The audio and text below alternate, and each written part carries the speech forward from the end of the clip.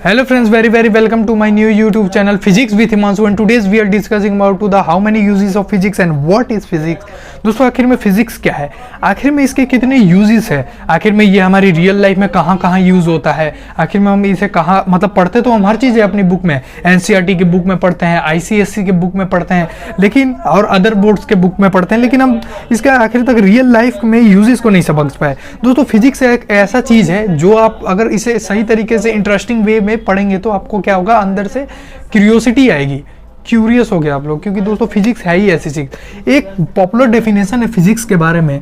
दोस्तों आपको इस चैनल पे फिजिक्स की ऑल फुल फ्लैक्स वीडियो मिलेगी, क्योंकि कोई से भी क्लास के आपको सभी क्लास की इधर मिलेगी। फिजिक्स क्या है? It is the branch of science in which we deals with the study of nature and natural phenomena. मतलब फिजिक्स साइंस की वो ब्रांच है जहाँ पे हम नेचर के बारे में स्टडी करते हैं और नेचर में होने वाले जो सारे इवेंट है, जो फिनोमिना है, वो सभी चीज़ें हम इधर स्टडी करते हैं। मतलब क्या है नेचर, ये क्या है? Study of nature, study of nature एक तरीके से कह सकते हैं। और इसमें क्या होता है, सारे जो फिनोमिना होते हैं इन सब के बारे में हम पढ़ते हैं, फिनोमिना के बारे में भी स्टडी करते हैं, ठीक है। और जो भी हमारे आसपास चीज़ें जो घटती है, इवेंट्स के बारे में, एक ही चीज़ है फिनोमिना इवेंट, थोड़ा सा बस डिफरेंट है लेकिन सिमिलर ही होता है।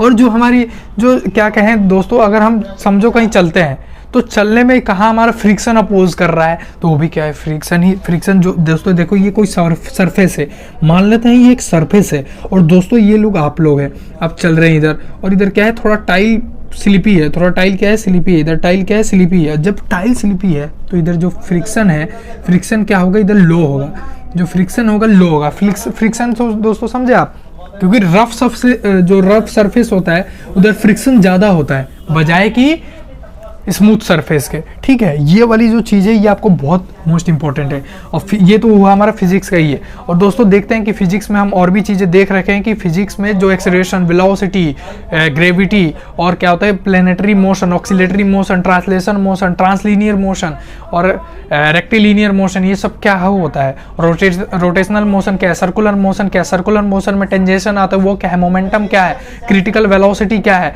रॉकेट साइंस में आखिर में जो रॉकेट में फ्यूल हाइड्रोजन गैस ही क्यों ही यूज़ होता है, जो ये सब तमाम चीज़ें हैं वो सब हमें कौन सिखाता है, फिजिक्स सिखाता है।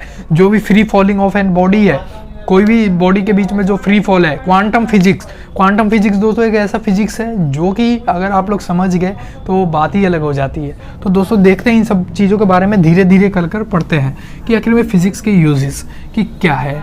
तो दोस्तों पहले बात हम देखते हैं कि ये समझो दोस्तों आप लोग हैं, ये आप लोग हैं, ठीक है, और ये आपका दोस्त है, ठीक है। इसके पास, आपके पास कितने रुपए हैं, 20 रुपीज़ है। इसके पास कितने रुपए हैं, आपके फ्रेंड्स के पास 20 रुपीज़ है, दोनों के पास 20 रुपीज़ है। ना ये दोस्तों रास्ता है, ठीक है। और आप लोगों ने क्या किया, मोमोज के लिए शेयरिंग किया, मोमोज के लिए खाने के लिए लड़ाई करने लगे। लड़ाई नहीं, पहले बात कर रहे हो कि नहीं भाई तू भाई शेयर कर, क्या कर रहे हो तुम दोनों, शेयरिंग। आप लोग क्या कर रहे हो, शेयरिंग क्या कर रहे हो, रुपीज़ 10 का शेयरिंग हुआ। भाई तू 10 रुपये दे, मैं 10 रुपये देता हूँ, चलो भाई 20 रुपये का मोमोज खाएंगे। ये इस बस, या फिर आप दोनों में बात हो गई, ये आपके दोस्त और आप में बात हो गई, चल भाई चल देते हैं।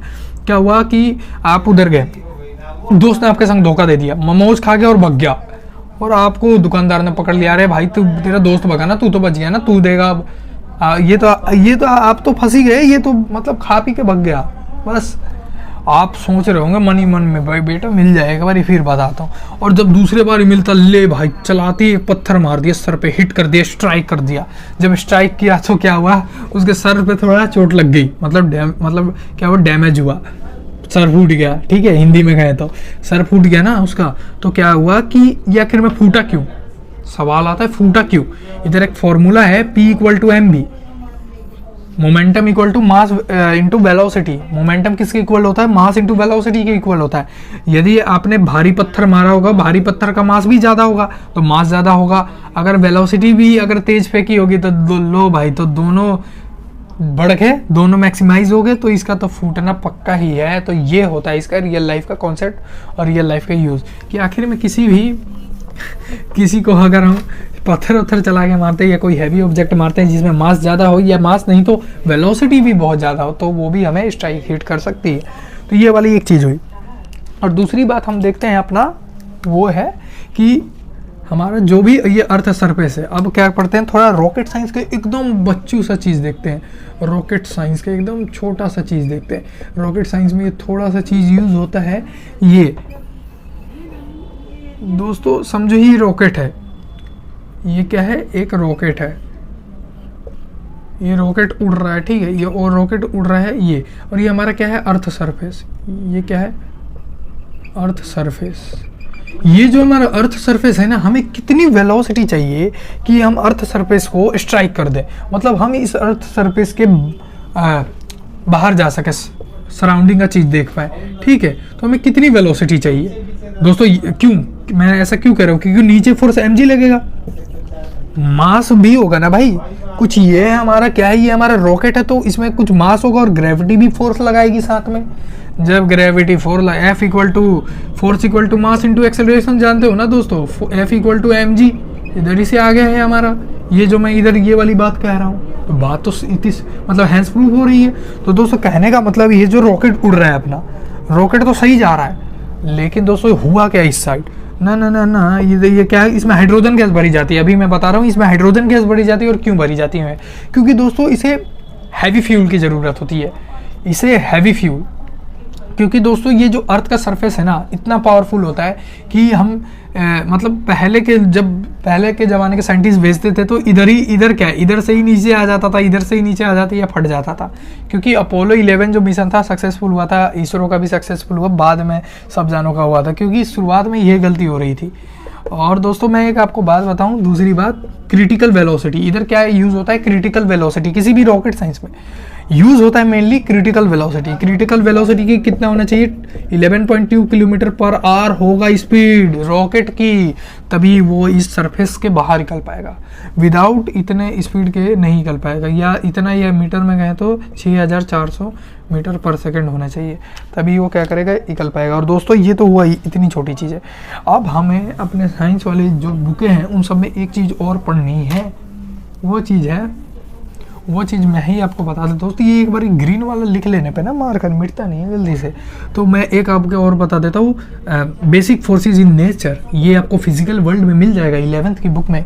Basic forces in nature, basic forces in nature, जो भी क्लास हो, चाहे क्लास 9th हो, 10th हो, 11th हो, 12th हो, चाहे 7th क्यों ना, चाहे 6th क्यों ना, अगर ये आप लोग देखेंगे इस बेसिक इंट्रोडक्टिव वीडियो को, तो आपको कहीं ना कहीं नॉलेज जाएगा। आप अपने टीचर से सवाल कर सकते हैं कि सर हमें और भी डीप में आप समझाइए क्रिटिकल वेलोसिटी के बारे में, कि क्रिटिकल वेलोसिटी में आखिर में होता क्या है। पूरा फुल फ्लैक्स वीडियो मैं तो लाऊंगा ही खेल, लेकिन आप टीचर से भी सवाल कीजिए।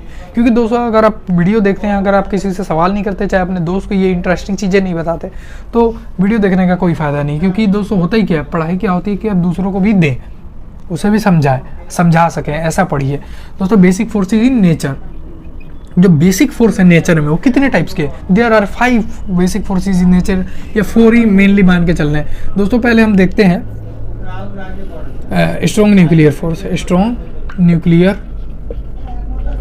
अभी मैं शॉर्ट में लिख रहा हूँ क्योंकि मैं आपको दोस्तों एक थीम देना चाह रहा हूँ। अगर मैं इसी थीम को अगर 40-50 मिनट की वीडियो बना दूंगा तो बोर हो जाओगे आप लोग, इसीलिए मैं 10-15 मिनट में ख़त्म करना चाहता हूँ इस टॉपिक को। स्ट्रॉन्ग न्यूक्लियर हो गया, फिर अपना वीक न्यूक्लियर हो गया, फिर उसके बाद हमारा वीक न्यूक्लियर के बाद कौन सा आता है बताओ, ग्रेविटेशनल आता है, ठीक है। ग्रेविटेशनल के बाद कौन आता है, इलेक्ट्रोस्टैटिक फोर्स आता है, ये उसी का पार्ट है। बहुत सारे दोस्तों ऐसे फोर्स है जो कि इसमें यूज़ होते हैं, ये बहुत सारे ऐसे फोर्स है जो कि यूज़ होता है। चलो दोस्तों ग्रेविटी के बारे में पढ़ते हैं, आखिर में ग्रेविटी है क्या, ठीक है। दोस्तों एक बात समझो कि ये है हमारा अर्थ सरफेस, ठीक है। समझो कि आखिर में ग्रेविटी का रियल मीनिंग क्या है, ये भी अर्थ सरफेस को भी छोड़ो। एक सिंपल सी बात है, हम जो बात कर रहे हैं ग्रेविटी, ये ग्रेविटी है क्या। What is gravity? It is the mutual force of attraction between any two body on this universe.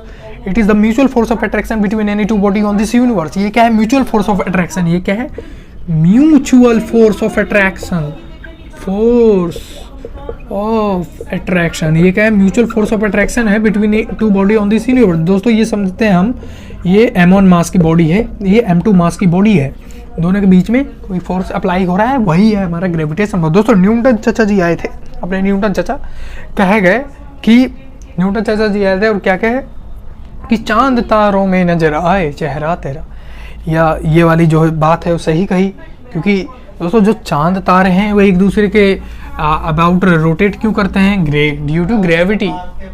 ठीक है, ये वाली चीज़ दोस्तों, कोई भी चीज़ है ना फिजिक्स से रिलेट करो, कोई भी गाना है वगैरह है सुनते हो उसमें फिजिक्स मिल जाएगा आपको, जरूरी मिलेगा दोस्तों। ये म्यूचुअल फोर्स ऑफ अट्रैक्शन है, इसका आखिर में फार्मूला क्या है। अब आप आ गए कि कहेंगे कि भाई आपने तो बता दिया कि ग्रेविटी ये है, mutual force of attraction theory बता दी, न्यूमेरिकल कौन बताता हूँ। F इक्वल टू क्या होता है, G m1.m2/r²। इस फॉर्मूले से हम ग्रेविटी को फाइंड कर सकते हैं। और जैसे और एक और चीज़ लिखवा रहा हूँ कि G की जो वैल्यू है उसे यूनिवर्सल ग्रेविटेशनल कांस्टेंट कहते हैं। इसकी वैल्यू है 6.67 × 10⁻11 ये होता है। ठीक है, अब दोस्तों ये तो इतना हो गया, ये तो इतनी सी बात हो गई। अब हम आगे वाली बात करते हैं। और दोस्तों समझो ये है मेरे पास क्या है, रबड़। ये क्या है, रबड़ है। ठीक है, ये रबड़ है, इलास्टिसिटी में आता है कि किसी भी इलास्टिसिटी क्या होता है, it is the tendency of an body.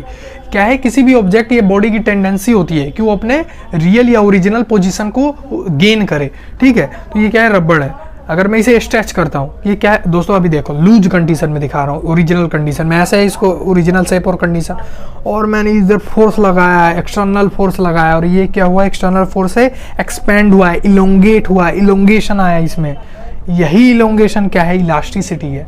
और इसे मैंने छोड़ दिया, इसे छोड़ूंगा। अभी पहले बात समझो, ये जो मैंने पकड़ रखा है ना, ये मैक्सिमम इलास्टिसिटी है इसकी।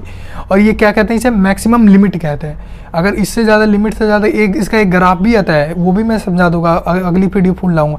अगर इससे ज़्यादा मैंने खींच दिया तो ये टूट ही जाएगा, रबड़ ही टूट जाएगा, क्योंकि इसकी मैक्सिमम इलास्टिसिटी लिमिट है। लो दोस्तों, हाथ ही पे लग गया।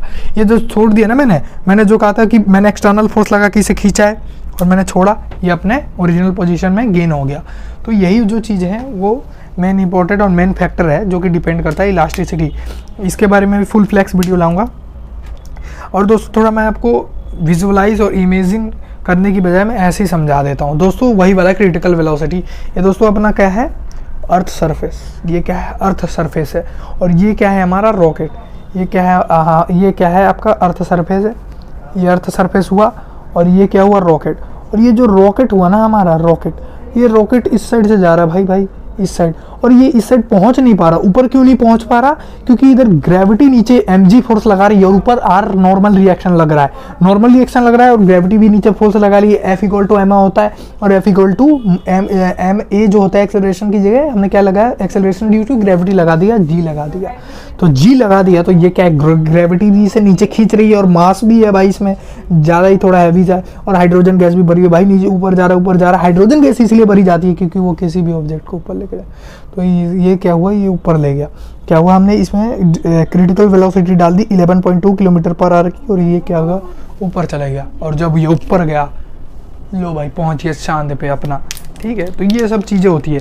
अब दोस्तों समझो, पत्थर की बात करते हैं। जब कोई भी पत्थर एकदम सर्कुलर मोशन में घूमता है, जब भी कोई भी पत्थर हमारा सर्कुलर मोशन में घूमता है, अब तो वो क्या करता है, हर एक पॉइंट पे अपनी वेलोसिटी चेंज करता है। क्योंकि वेलोसिटी इक्वल टू क्या होता है, डायरेक्शन भी होता है प्लस मैग्नीट्यूड भी होता है, उसकी डायरेक्शन चेंज हो रही है हर एक पॉइंट पे। तो समझो मैं कैसे ही समझाऊँ आपको, इससे नहीं वो मैं आपको अगली नेक्स्ट वीडियो में समझाऊंगा। समझो ये दोस्तों, ये क्या हमारा, ये है पत्थर समझ लो, ये क्या है, पत्थर, हाथ को पत्थर समझ लो, ये यूँ घूम रहा है। तो एक ऐसा फिक्स पॉइंट आएगा, pivot point, PIVOT, pivot point जिसे कहते हैं। ये समझो दोस्तों, आप लोग हैं,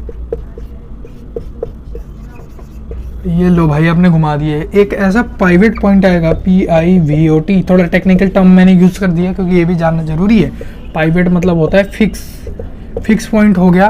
तो ये एक ऐसा फिक्स पॉइंट आएगा, आपकी मर्जी, कोई सा भी फिक्स पॉइंट लो, ये ले लो। अब आपको क्या कन्फ्यूजन हो गई होगी, मैंने कहा होगा ये आएगा उससे बड़े, कोई सा भी ले लो, ये कहीं पे भी रुका दो, वो उसी डायरेक्शन में चल जाएगा, टेंजेंशियल बना के, टेंजेंट बना के। ठीक है, ये इधर टेंजेंट,